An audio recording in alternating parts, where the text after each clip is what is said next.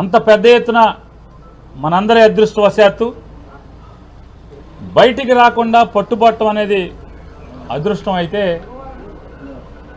వాళ్ళ దాంట్లో ఉన్నటువంటి లావాదేవీలు జరిపినటువంటి సంస్థలు వ్యక్తులు ఎవరు అనేది సిబిఐ కానీ ప్రపంచం కానీ ఆంధ్ర రాష్ట్ర ప్రజలు కానీ అజగట్టుకోక మునిపే ఒక్కసారిగా చంద్రబాబు నాయుడు గారు వైఎస్ఆర్ కాంగ్రెస్ పార్టీ మీద జగన్మోహన్ రెడ్డి గారి మీద ఆంధ్రప్రదేశ్ రాష్ట్ర ప్రభుత్వం మీద విషం చిమ్మేటువంటి కార్యక్రమం మొదలుపెట్టేశాడు. ఎంత కిరాతకంగా దుర్మార్గంగా ఎవరయ్యా ఈ వ్యక్తులు అని మాట్లాడుతుంటే చూస్తుంటే ఇవాళ ఏంటి చంద్రబాబు ఎందుకు వచ్చాడు, అసలు ఇంకా సిబిఐ నోరిప్పలేదు, ఎవరి వ్యక్తులు ఏంటి కంటైనర్ ఏంటి అని మీడియా కానీ ప్రపంచం కానీ అజగనుకోక ముందే ఆయన బయటకు వచ్చి మాట్లాడేస్తాడు, విషం చిమ్ముతాడు. ఎవరయ్యా ఈ వ్యక్తులు అంటే విదేశాల నుంచి డ్రగ్స్ అందుకున్న వాళ్ళు ఎవరయ్యా అంటే అడ్రస్లు నేను చూస్తే అంతా మనోళ్లే, అంతా బీరకాయ పీసే, అంతా చుట్టరకాలే. మరిదికి చుట్టం, వదినికి చుట్టం, వ్యాపారాలు, భాగస్వామ్యం, వాటాలు అంతా వీళ్ళే. విషం మాత్రం జగన్మోహన్ రెడ్డి గారి మీద. ఎందుకు 45 ఏళ్ల ఇండస్ట్రీ, 14 ఏళ్ల ముఖ్యమంత్రి, 75 ఏళ్ల వయసు, పొలాల్లో రావి చెట్టుకి తాడి చెట్టుకి కూడా వయసు వచ్చింది, కానీ ఎంతో కొంత జనానికి పనికి వచ్చే పనులు చేస్తూ ఉంటాయి. కానీ ఈయన అనుభవం, ఈయన వయసు ఎవరికి ఉపయోగం? ఈ డ్రగ్స్కి ఎవరి మన చుట్టాలు తెచ్చుకోవటం ఏంటి, మన బీరకాయ పీసు తెచ్చుకోవటం ఏంటి, మన వదిన గారి చుట్టాలు ఉండటం ఏంటి, వదిన గారి ఇంట్లో పిల్లలు ఉండటం ఏంటి? ఇక అదృష్టం ఏంటంటే ఒక్కడి పేరు చివరి రెడ్ లేదు, బతికిపోయాం. ఎవడన్నా దురదృష్టవశాత్తు ఒక రెడ్డో లేదా ఎవడన్నా కాపోడో ఏంటి పేరుందని జగన్మోహన్ రెడ్డి అవుట్ మొత్తం ఈనాడు జ్యోతి. అసలు మీ చుట్టాలు దొరికితేనే మామూలుగా మీ చుట్టాలు డ్రగ్స్ తెప్పించారంటేనే జగన్మోహన్ రెడ్డి తెప్పించారనే విషయం చెబుతూ ఉంటే, అందుకోసమే ఎలక్షన్ కమిషనర్ గారిని కలిసాం. అయా దీన్ని లోతుగా విచారణ చేయాలి. తెలుగుదేశం పార్టీ మాకు భయాలు అనుమానాలు ఉన్నాయి, ఈ రాష్ట్ర ప్రజలకి వైఎస్ఆర్ కాంగ్రెస్ పార్టీకి ఆందోళనలుగా ఉన్నాయి. బ్రాందీ పంచేటువంటి స్థాయి నుంచి దాటి ఈ రాష్ట్రంలో ఓటు కోసం డ్రగ్స్ ఏమన్నా పంచిపెడతాకి తెచ్చాడా చంద్రబాబు? ఆయన కొడుకు. ఒక్కసారి లోతుగా దీన్ని విచారణ చేయించి త్వరితగతిన దీన్ని అరకట్టండి. ఈ ఓడనకాల మరింకో ఓడ కానీ మరొక మార్గంలో కానీ తెచ్చేటువంటి ప్రయత్నాలు చేసేటువంటి అవకాశాలు మెండుగా ఉన్నాయి. ఎందుకంటే ఇతను తిరిగేదంతా చేసిన సావాసాలన్నీ కూడా దొంగలతోనే. 5 ఏళ్లు ముఖ్యమంత్రిగా ఉన్నప్పుడు ఇట్లాగే సింగపూర్ నుంచి ఒక దొంగను తెచ్చి మొత్తం రాత మర్యాదలు చేసి ప్రభుత్వాన్ని అప్పజెప్పేశాడు. కొత్త అల్లుడిలాగా మర్యాదలు చేసేవాడు అతన్ని అడ్డం పెట్టి. ఇవాళ అదే సింగపూర్ మంత్రి జైల్లో ఉన్నాడు. పాపాలు చేశాడు, దోచాడు సింగపూర్ని చెప్పని, తప్పుడు వ్యాపారాలు చేశాడని చెప్పని, లంచాలు తీసుకున్నాడని చెప్పని.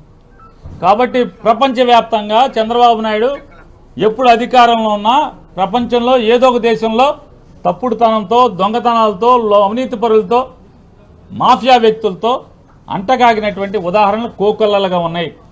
కాబట్టి అతనుకున్నటువంటి పరిచయాలలో ఈ రకమైనటువంటి దిగజారి, అంటే రాజకీయాల కోసం ఎంతకైనా దిగజారేటువంటి, తండ్రి లాంటి మామను పొడిచినాడు, బావమరిదిని కాళ్ళు పుచ్చుకు లాగినాడు, వదిన గారిని తోడల్లుణ్ణి మోసం చేసినాడు, ఒకే కడుపున పుట్టినటువంటి సొంత తమ్ముడిని వంచన చేసినటువంటి, అంటే రాజకీయాల కోసం ఎవడినైనా ఎంతకైనా నమ్ముకున్న వాళ్ళని కూడా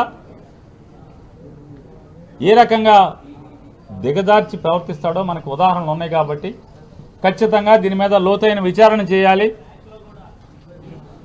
మళ్ళీ ఈ ఎన్నికల్లోపు వీళ్ళు డ్రగ్స్ తెచ్చి జనాల మీద వదిలి పంచిపెట్టకుండా ఓటు కోసం ఏమైనా చేసేటువంటి దిగజారే ప్రవర్తన చేయకుండా అరికట్టాలని చెప్పిన ఎలక్షన్ కమిషన్ గారిని కోరటం జరిగింది. ఆయన తప్పకుండా కేంద్ర ఎన్నికల కమిషన్ గారి ద్వారా కేంద్ర సంస్థలన్నీ కూడా విచారణ సంస్థలన్నీ కూడా అలర్ట్ చేసి అటువంటి పాపాలు జరగకుండా చూస్తానని చెప్పి ఆయన చెప్పారు. అలాగే నిన్న రాత్రి ఈ విషం చిమ్మే కార్యక్రమం తన సొంత ట్విట్టర్ అకౌంట్లో చంద్రబాబు నాయుడు గారు ఏ రకంగా విషం చిమ్మాడో దీన్ని కూడా కాపీ ఆయనకి ఇవ్వటం జరిగింది. ఆయన చదివి ఇది చంద్రబాబు నాయుడు గారి సొంత అకౌంటా అని అడిగారు. అవునండి, ఇది ప్రెస్ స్టేట్మెంట్ కాదు, ఆయన ట్విట్టర్ అకౌంటే అని చెప్పాం. కావాలంటే మీరు వెరిఫై చేసుకోండి. చంద్రబాబు నాయుడు సొంత ట్విట్టర్ అకౌంట్లోంచి, పర్సనల్ అకౌంట్లోంచి ఇది ట్వీట్ చేశాడు. ఈ రకంగా ట్వీట్ చేయడం అనేది మోడల్ కోడ్ ఆఫ్ కాండక్ట్ ఏదైతే ఎన్నికల నియమావళి అనుసరించి ఇది తప్పుడుతనం. ఇది క్లియర్గా మోడల్ కోడ్ ఆఫ్ కాండక్ట్లో చెప్పింది. ఎక్కడా కూడా నిందలేయటం కానీ ఆధారాలు లేకుండా రాజకీయ ప్రత్యర్థుల మీద, రాజకీయ వ్యతిరేకుల మీద తప్పుడు ప్రకటనలు కానీ నిందారోపణలు కానీ చేస్తే చేయకూడదు, చేస్తే మోడల్ కోడ్ ఆఫ్ కండక్ట్ కింద వస్తారు అని చెప్పని మోడల్ కోడ్ ఆఫ్ కండక్ట్లో కూడా ఉంది. కాబట్టి దీన్ని వెంటనే విచారణ చేసి ఇటువంటి మోడల్ కోడ్ ఆఫ్ కండక్ట్ ఉండగా ఇటువంటి తప్పుడు ప్రకటనలు చేసినటువంటి చంద్రబాబు నాయుడు గారి మీద క్రిమినల్ చర్యలు తీసుకోవాల్సిందిగా అని చెప్పని వారిని రిక్వెస్ట్ చేశాం. వారు కూడా తప్పకుండా దీని మీద ఎంక్వైరీకి ఆదేశిస్తాను, విచారణ చేసి దాని కింద వస్తే కనుక తగు చర్యలు తీసుకుంటామని చెప్పని కూడా ఎలక్షన్ కమిషనర్ గారు చెప్పారు, స్టేట్ ఎలక్షన్ కమిషనర్ గారు. అలాగే నిన్న కూడా వైఎస్ఆర్ కాంగ్రెస్ పార్టీ తరఫున చంద్రబాబు నాయుడు గారు సతీమణి గారు పురంధేశ్వరి గారు భువనేశ్వర్ గారు మన్నించండి, చంద్రబాబు నాయుడు గారు సతీమణి గారు భువనేశ్వరి గారు నిన్న ఆవిడ ఎన్నికల నియమావళికి విరుద్ధంగా పక్కన ఎన్నికల్లో పోటీ చేసేటువంటి తెలుగుదేశం పార్టీ అభ్యర్థులు అలాగే ఎమ్మెల్సీ వీళ్ళందరూ ఉండగా ప్రజల్ని ప్రలోభ పెట్టేటువంటి ప్రయత్నం కింద వచ్చేటువంటి చెక్కుల పంపిణీ కార్యక్రమం ఎన్నికల నియమావళికి విరుద్ధంగా ఆవిడ చెక్కులు పంచిపెట్టడం అనేది సాక్షాత్తు వాళ్ళ ఈనాడులోనే అచ్చు వేశారు. అమ్మగారు చెక్కులు పంచి పెడుతున్నారని చెప్పని ఇది ఎన్నికల నియమావళికి విరుద్ధం కాబట్టి ఖచ్చితంగా దాని మీద చర్యలు తీసుకోమని నిన్న ఇవ్వటం జరిగింది. ఈరోజు కూడా అయ్యా సిఓ గారు నిన్న ఇచ్చాం, దాని మీద ఏం చర్యలు తీసుకున్నారని కూడా వారిని అడిగాం.